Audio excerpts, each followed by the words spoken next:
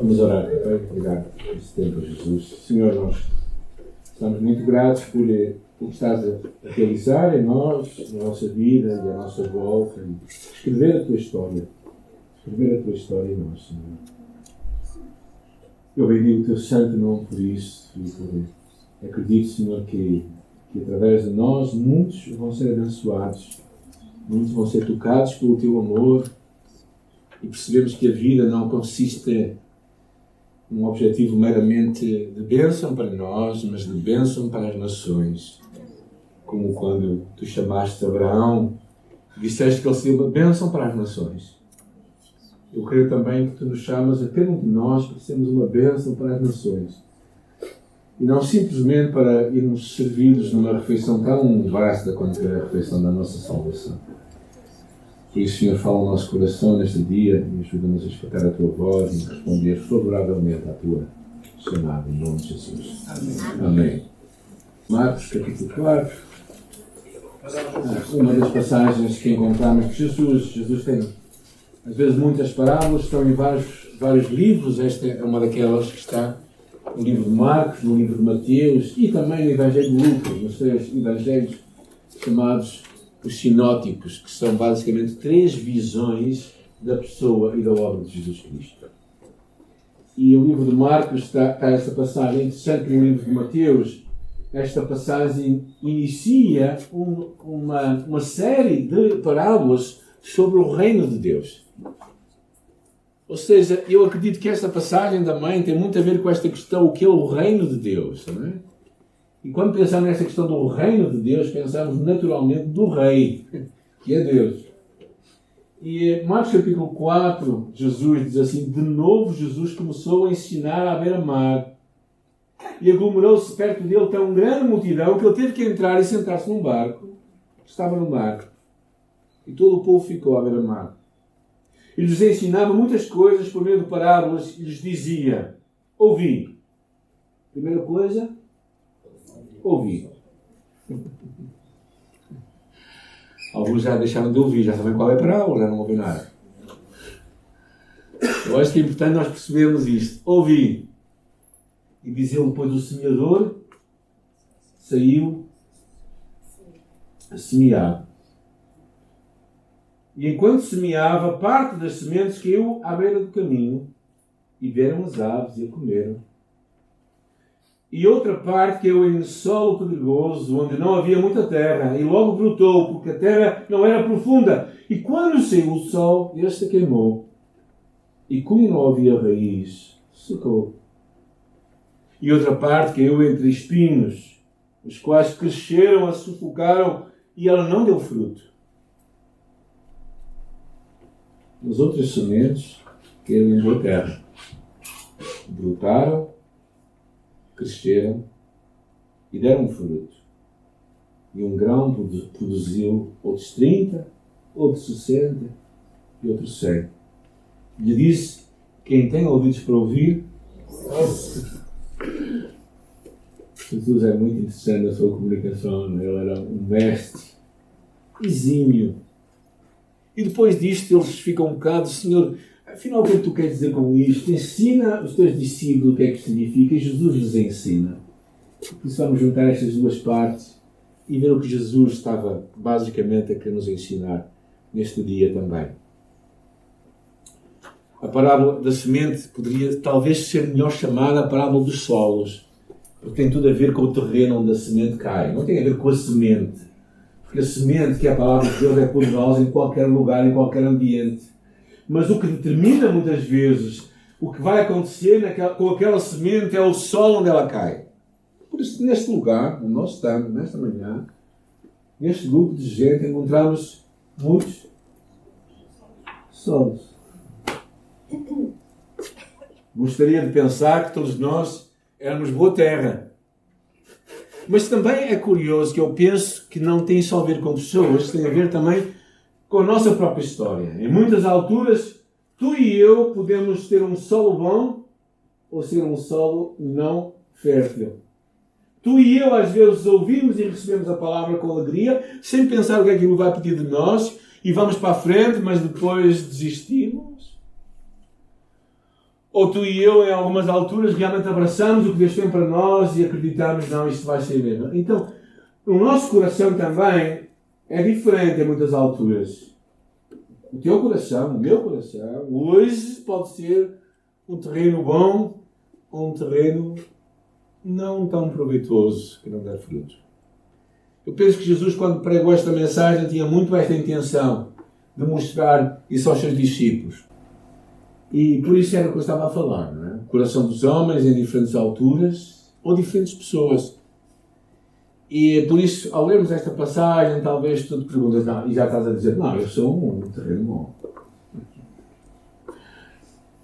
E vais, e sais, e logo esqueces. Logo, já estás a pensar no almoço, o que é que vai ser o almoço hoje? E ainda não começamos a falar e já estás longe.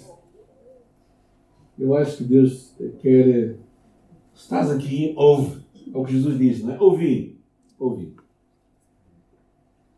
E por isso o que nós percebemos é que a semente não tem problema nenhum. A semente tem poder em si mesma. A semente, que é a palavra de Deus, ela é poderosa, não é? Diz lá no livro de Isaías que a palavra não voltará para mim vazia, antes fará o que lhe apraz e prosperará naquilo para que designei. Então o poder da palavra é poderosa para se multiplicar. Mas para ela se multiplicar, ela tem que morrer. E aqui uma parte também que eu acho que na história de Jesus ele fala que nós não gostamos muito. Se um grão de trigo cai à terra e não morrer, fica só. E às vezes nós não queremos morrer. Nós queremos fazer coisas para nós, mas não queremos morrer para nós. Nós vimos com a ideia de vir à igreja para receber uma bênção de Deus, uma palavra de Deus, mas não estamos dispostos às vezes a tomar a nossa cruz e seguir Jesus. E eu acho que, na verdade, Jesus, ao explicar esta parábola, tem muito a ver com a nossa caminhada com Deus a cada dia. Por isso vamos ver o que ela quer dizer. A semente à beira do caminho, esta primeira que aparece aqui, assim, enquanto semeava, parte da semente caiu à beira do caminho e vieram as aves e a comeram. É muito interessante este, porque o semear que ele está a falar ali não era uma coisa assim, mas era uma coisa assim. Então a semente era espalhada e uma parte dela caiu junto ao caminho. E o que ele fala aqui, ele diz, e vieram as aves e a comeram. O que percebemos é que aquele lugar onde a semente caiu, em vez de ser um terreno, um campo arável, era um caminho. Era um lugar duro. Era um lugar onde não penetrava a semente. E quem não se torna um campo durante 15 minutos por dia, nunca pode vir a dar frutos. Quem não se deixar trabalhar por Deus no seu coração, quem não criar espaço na sua vida para que Deus fale, para que Deus trabalhe, nunca vai poder ser um campo. Muitas vezes somos um caminho, ouvimos e seguimos, e esquecemos. E a palavra não penetra, não vai fundo. E é curioso, o que é que torna um terreno endurecido? O que é que torna um terreno um caminho? Eu acho que uma coisa que percebemos é que naturalmente um terreno entregue a si próprio vai se tornar um caminho, vai se tornar duro. Não vai deixar que a palavra penetre.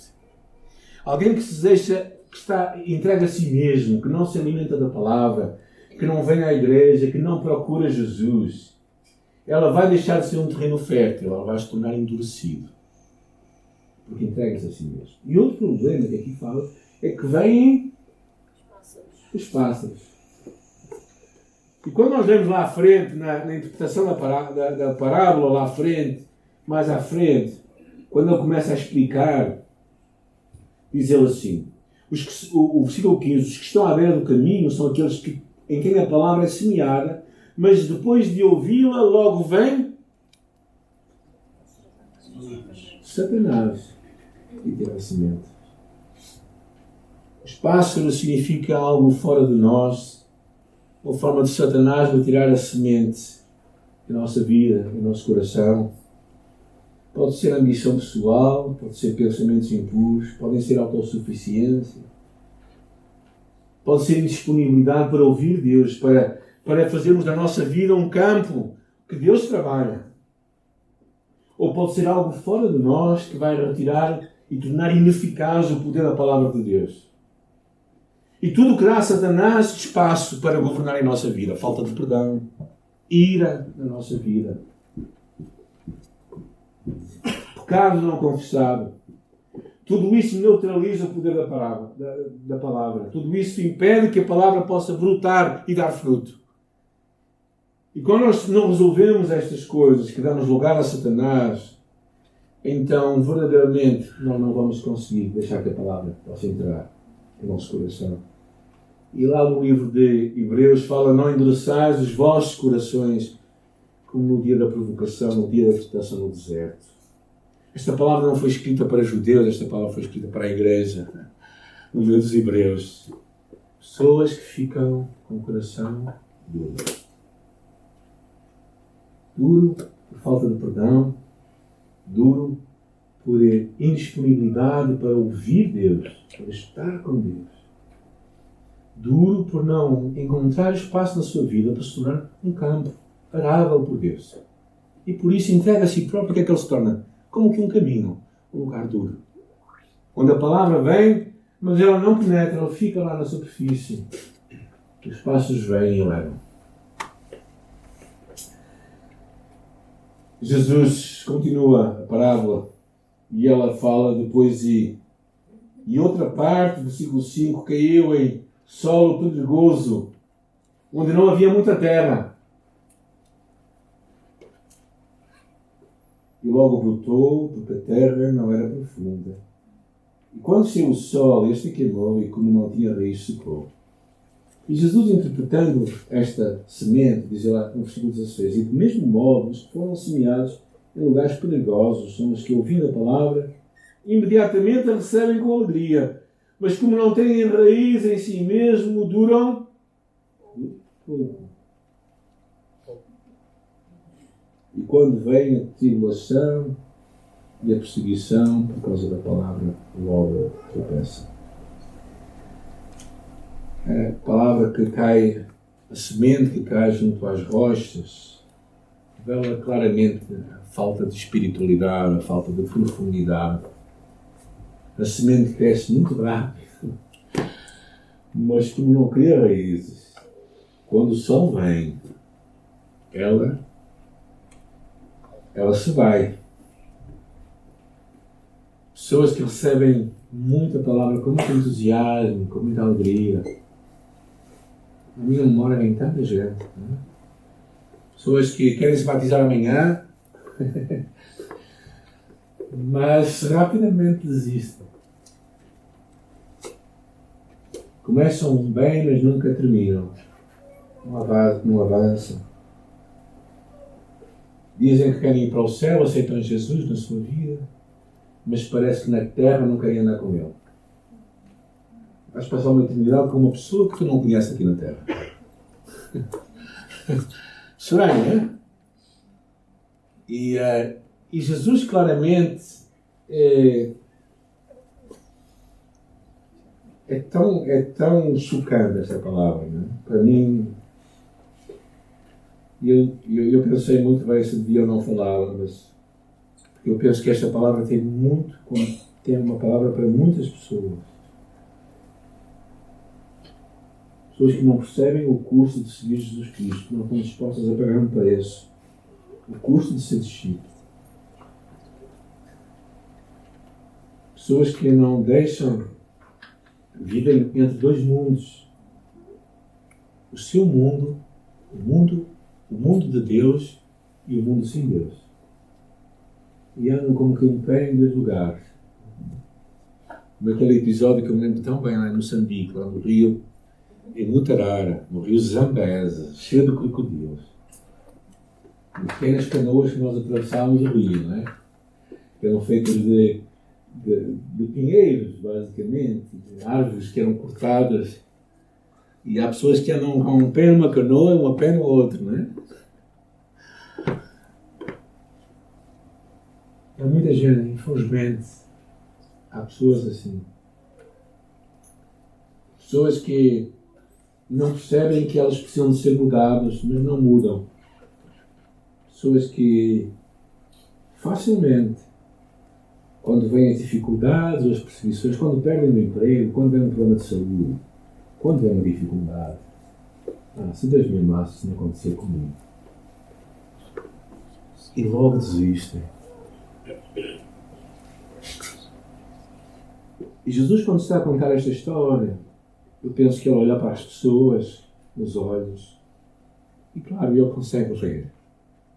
Consegue entender o quanto esta palavra é relevante naquele contexto. Eu acredito que o quanto esta palavra é relevante hoje também. Pessoas que abraçam uma decisão para seguir Jesus, mas não crescem. Os bebés são bonitos.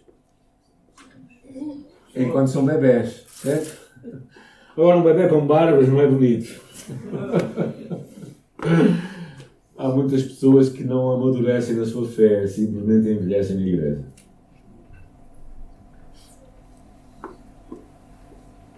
O que nós poderíamos chamar meios crentes. Evangélicos não praticantes. Há muitos agora. Sabem como é que isso se limpava? Com perseguição. Mas se alguém tem que trazer a Deus, não é? Ninguém é evangélico nominal no Médio Oriente.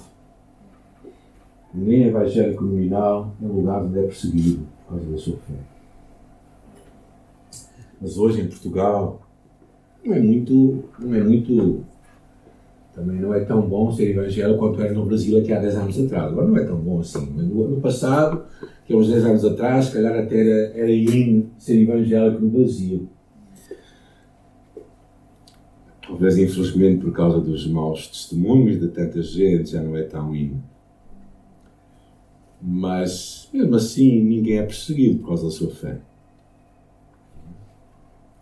Quando era miúdo, na minha escola, eu era o único evangélico.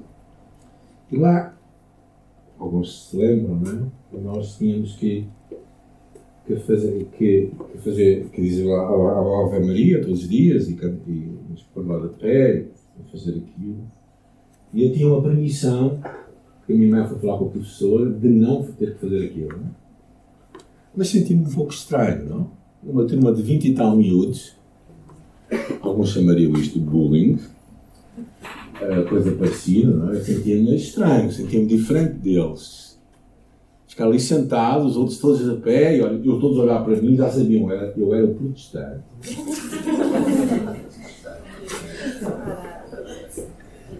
Mas não era perseguido. Ouvia de vez em quando umas bocas, umas palavras. Quando eu fui para o serviço militar, o meu alferes descobriu que eu era evangélico.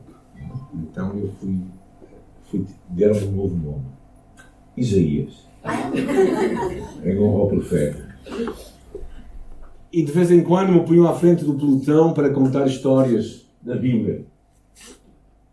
Várias vezes isso aconteceu. Havia um problema somente quando o alferes queria saber alguma verdade, vinha falar comigo. Isso era um problema, porque eu dizia a verdade. Isso causava algumas dificuldades. Não somente a mim, mas aos outros todos.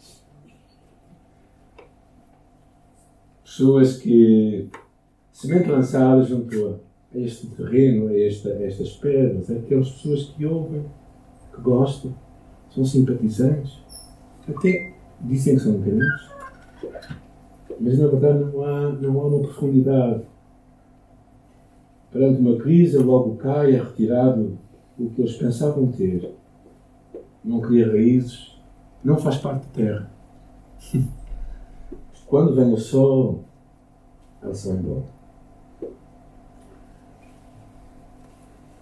A terceira semente, versículo 7. A outra parte caiu entre os espinhos, os quais crescendo sufocaram-na e ela não deu fruto. E depois Jesus explica. E outros são os que recebem a semente, versículo 18, entre os espinhos. Estes são os que ouvem a palavra, mas as preocupações do mundo, a sedução das riquezas, o desejo por outras coisas sufocam a palavra e ela fica infrutífera. As sementes junto aos espinhos fala acerca das pessoas que deixam que as preocupações, os cuidados deste mundo, isto é um solo ocupado por outras coisas. Um solo que não tem a primazia, Deus não tem primazia na sua vida. Há outras coisas que ocupam o lugar de Deus. Jesus nunca nos disse, não deveis seguir a dois senhores. O que é que ele disse? Não podeis servir a dois senhores.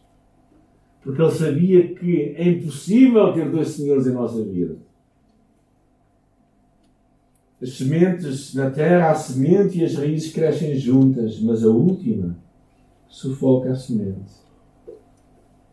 Esses espinhos seriam cerca de 30 centímetros da raiz, naquela altura, e a força destes espinhos impediu que a semente pudesse frutificar. Tinha aparência de vida, mas era incapaz de produzir fruto. E é o fruto que importa, gente. Não é a beleza da planta, é o fruto que importa. É o que estava em causa ali. Alguém que quer viver entre dois mundos numa aparência de santidade quando verdadeiramente não o é. Mas assuntos espirituais e eternos tornam-se secundários face a algo que nós dizemos precisar mais. E há muita gente, eu lembro quando nós plantámos aqui a igreja no princípio, havia muita gente sem trabalho.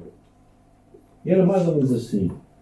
Nós orávamos para que ela arranjasse trabalho e ela vinha. Quando arranjava trabalho, queixava de Deus. Mas só começamos a pensar, será que devemos orar ao contrário?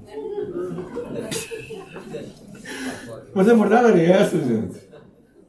E há muita gente assim, que vem aos pés de Jesus quando está aflito, mas quando está satisfeito, há muita gente que quer ter o melhor dos dois mundos, o melhor de Deus e o melhor sem Deus.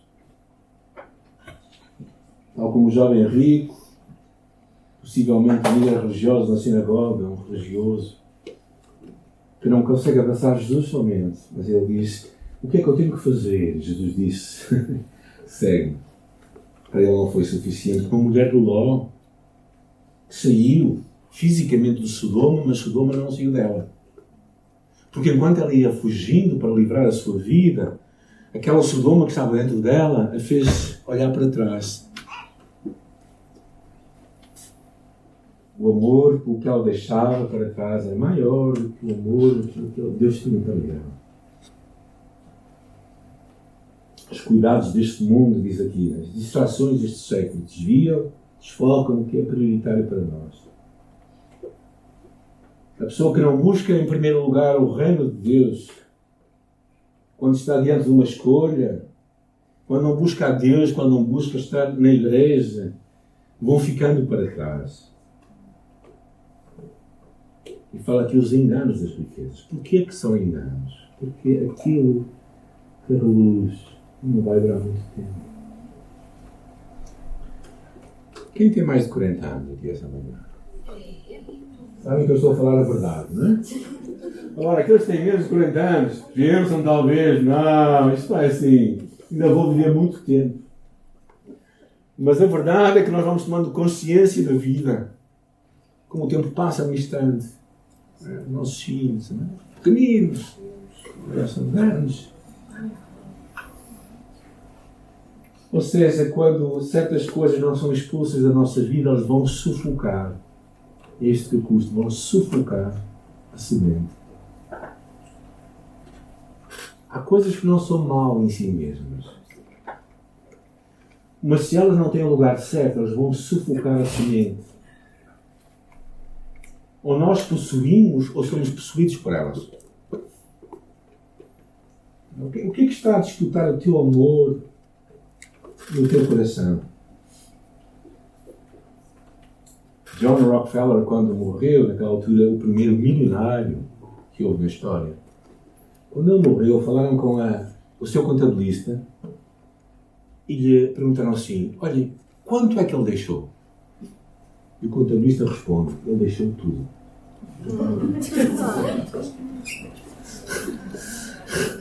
Não podia ser mais verdade, porque não há caminhões de mudanças no cemitério. Não sei se já repararam, mas não há. As mudanças fazem-se todas aqui na Terra. O que é que está a disputar contigo o teu amor por Deus, a chamar de viveres o que Ele tem para ti? Demasiadas ocupações? Uma preocupação excessiva com as coisas materiais? Pessoas, amizades que nos desviam do que Deus tem para nós? Ou simplesmente uma vida de conforto, no qual Deus é simplesmente algo para adicionar quando nós precisamos? Jesus era um mestre no ensino, não é? Ele fala dessas 3 sementes e no final, ele termina assim dizendo: mas outras sementes caíram em terra boa. Reparem bem as expressões dele: brotaram, cresceram e deram fruto. Brotaram, cresceram e deram fruto. E um grão produziu outros 30 e outros 60 e outros 100. E lhes disse: quem tem ouvidos para ouvir, ouça. E depois explicando, ele diz assim: os outros que recebem a semente, no versículo 20, em terra boa, são os que ouvem a palavra, colhem, né, e dão fruto. Alguns 30 por 1, outros 60 por 1, outros 100 por 1. Basicamente o que Jesus está a falar é acerca da importância de sermos um terreno fértil para Deus. E é interessante esta forma gradual que Jesus comunica, não é? Aqueles que ouvem, depois que... O que é que estava a dizer? Os que recebem. Depois diz os que crescem e os que dão fruto. Há 3 progressos aqui: a receber, a crescer e a dar fruto. Eu acho que isto é importante nós percebermos. Porque não vale a pena receber somente. Nós temos que receber e crescer. Para quê? Para darmos fruto. Este é o objetivo final. O objetivo final de uma semente que é lançada não é ela embelezar a terra. Quando Deus te salva, o objetivo final de Deus não é salvar para ir para o céu. Naquela altura, senão tu morrias logo. Okay? O propósito de Deus, quando te salva, é que tu cresças e dês frutos. Agora, alguns estão dizendo: mas o que é fruto, afinal? Eu penso que há 3 coisas que são importantes quando pensamos no fruto. A primeira coisa tem a ver com a importância de nós nascermos de novo. A importância de nós percebermos que Jesus tem que ser o nosso Salvador. Nós temos que morrer para nós próprios. Jesus fala de uma forma tão dramática no livro de João capítulo 12, quando ele diz: na verdade eu vos digo que se um grande trigo cai à terra e não morrer, fica só ele, mas se morrer dá muito fruto. Eu cada vez mais, ainda que eu seja um grande apologista do movimento evangelístico, se Deus permitir, em abril vamos ter a visita do neto do pastor do Billy Graham aqui na cidade do Porto, numa campanha evangelística de um dia. Eu acredito muito nisso, mas cada vez mais vejo pessoas que querem receber Jesus, mas não querem morrer para si mesmos.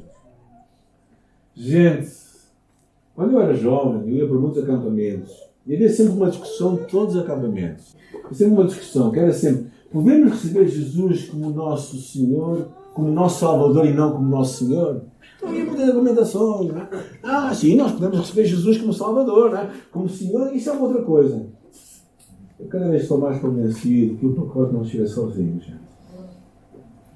Que Jesus não está aqui para mendigar a ninguém. Que Jesus não precisa de ti e de mim. Ele não precisa que tu recebas a salvação. Nós é que precisamos de receber a salvação. Cada vez mais eu acredito que nós não podemos enfraquecer a morte de Jesus. Porque Jesus sabia que ele tinha que morrer para dar fruto. E ele sabia que tinha que morrer para dar fruto. Ele sabia que a cruz era o único caminho plausível para que tu e eu pudéssemos ser salvos. Mas não há outro caminho para ti e para mim também. O servo não é mais que o seu Senhor. Então, a primeira coisa, gente, para nasceres de novo, tu tens que morrer. Ó velho. Tens que fazer um funeral.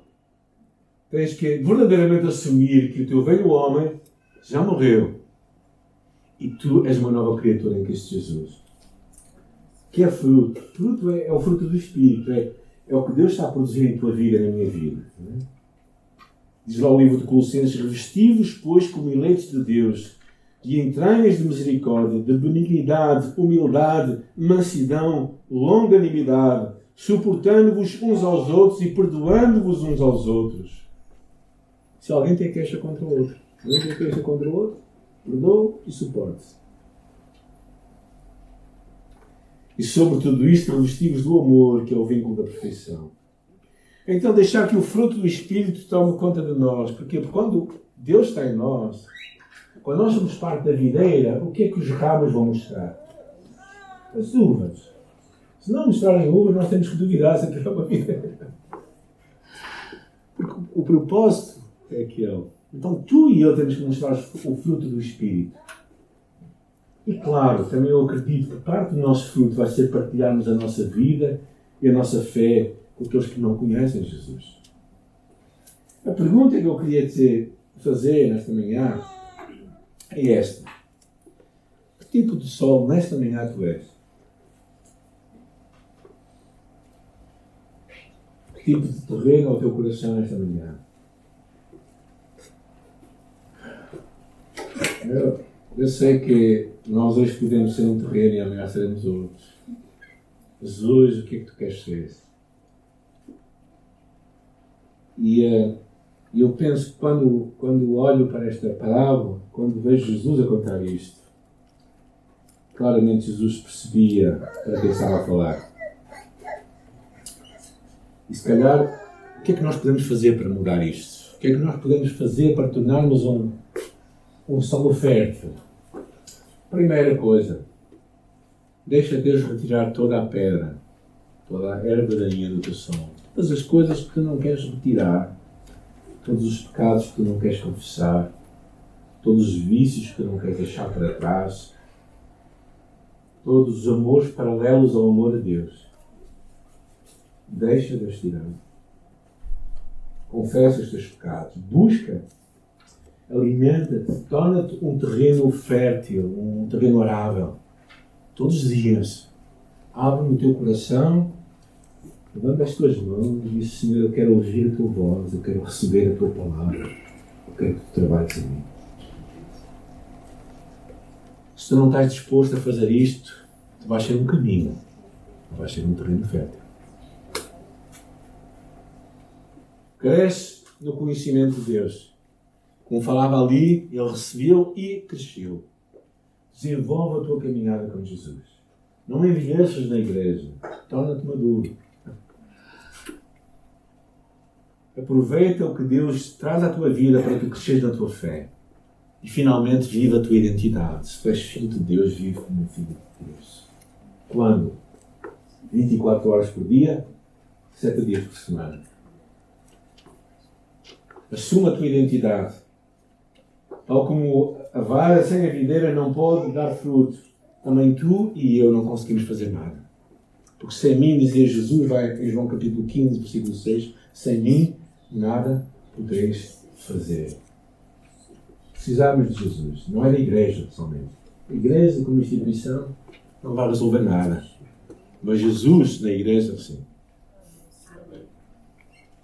É Jesus que nós queremos.